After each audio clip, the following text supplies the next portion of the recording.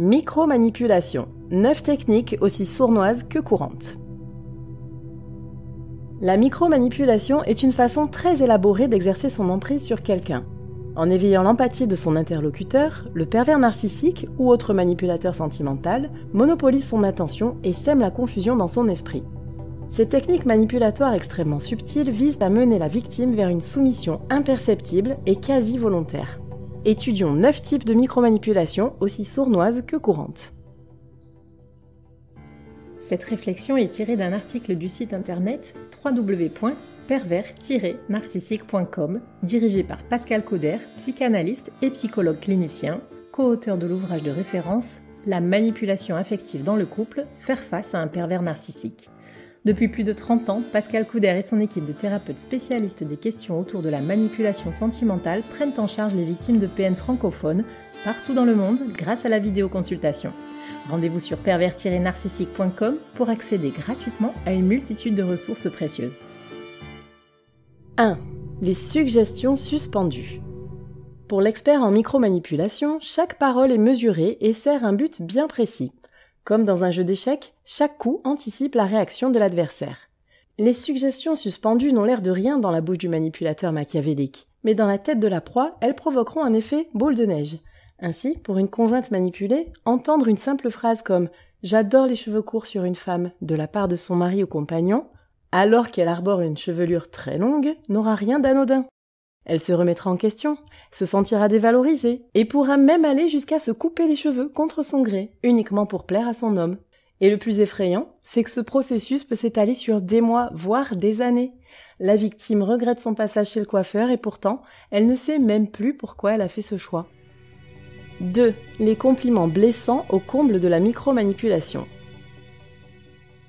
Pour un manipulateur, parmi les façons les plus jouissives de jouer avec les sentiments de quelqu'un par la micromanipulation, il y a le compliment offensant. Dans ce double effet, la caresse prépare le coup. Le prédateur sentimental montre une belle attention, mais cherche en fait à blesser. Voyons quelques exemples.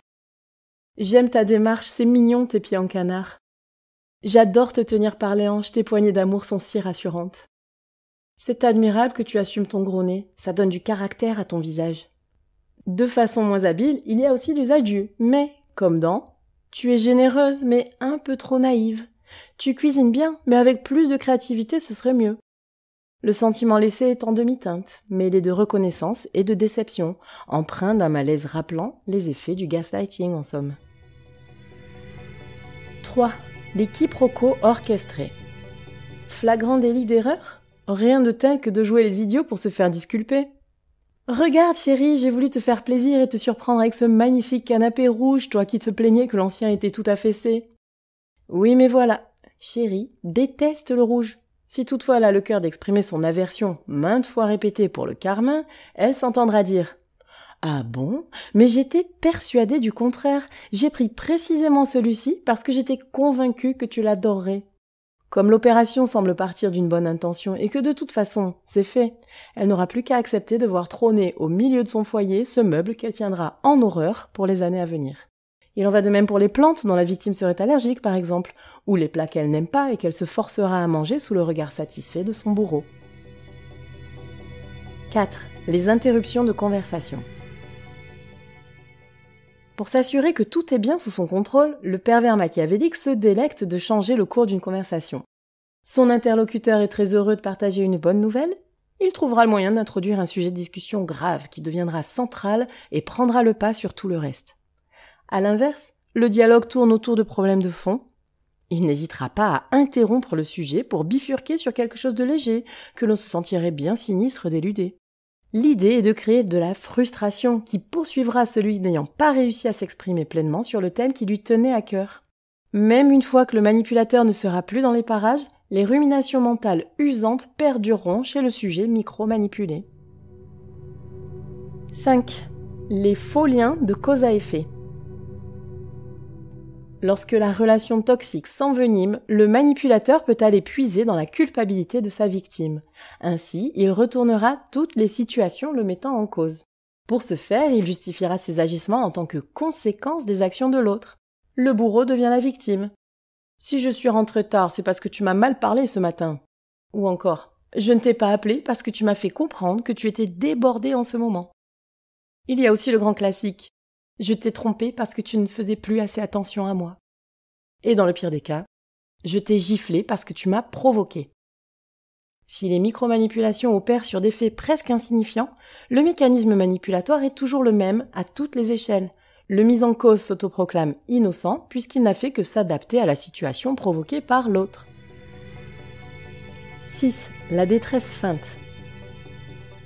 De tout temps, se faire passer pour inoffensive, voire vulnérable, a été le meilleur moyen d'écarter les soupçons.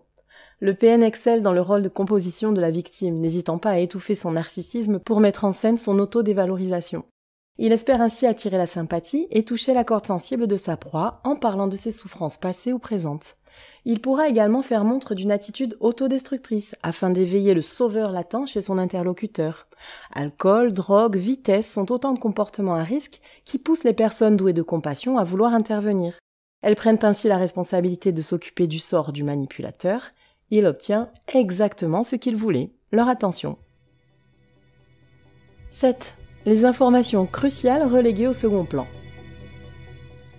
La logique du pervers narcissique est déroutante. Il est toujours là où on ne l'attend pas, et son sens des priorités désarçonne bien souvent. Il lui arrive parfois de glisser des informations de haute importance de façon parfaitement détachée. C'est comme s'il se plaçait en être supérieur, bien au-dessus des aléas de la vie.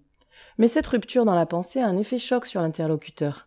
Prenons un exemple où le PN annoncerait « Ce jour-là, je ne peux pas te garantir de venir car cela dépendra des suites de mon opération. » Évidemment, une intervention chirurgicale est un sujet bien plus important qu'un rendez-vous.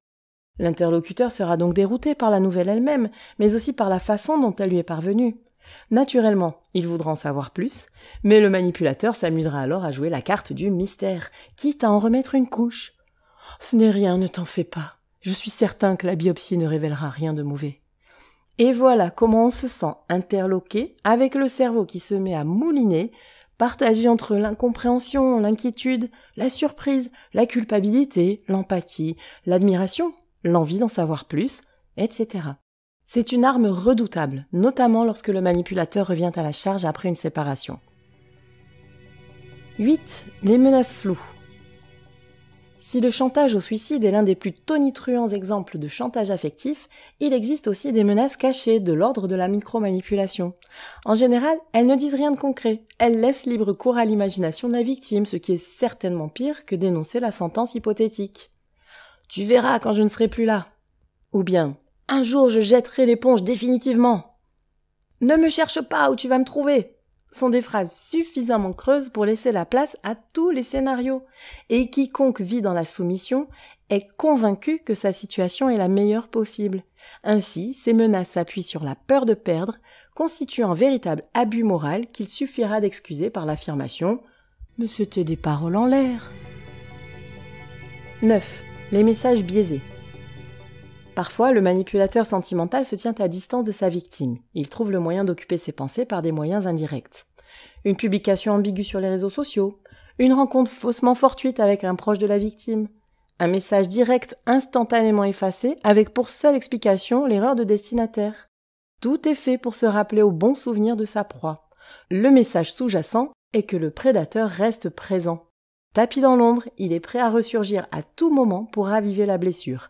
À plus forte raison si la victime semble avoir tourné la page. Elles n'ont l'air de rien parce qu'elles sont partout, y compris chez les non-pervers. Pourtant, les micromanipulations sont un poison dangereux dès qu'elles se systématisent, qui plus est si le but final est de nuire. Si les situations énumérées plus haut vous semblent familières et que vous doutez de la bienveillance de quelqu'un de votre entourage se comportant de la sorte, faites notre test en ligne ou consultez l'un de nos psychothérapeutes spécialisés dans la manipulation affective et la perversité.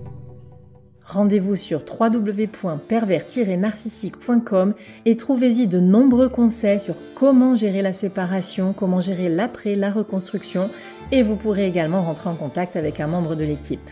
Ne restez pas seul. Merci d'avoir écouté ce podcast. Rendez-vous très prochainement pour un nouvel épisode. N'hésitez pas à vous abonner pour ne rien manquer des prochaines publications. À très bientôt.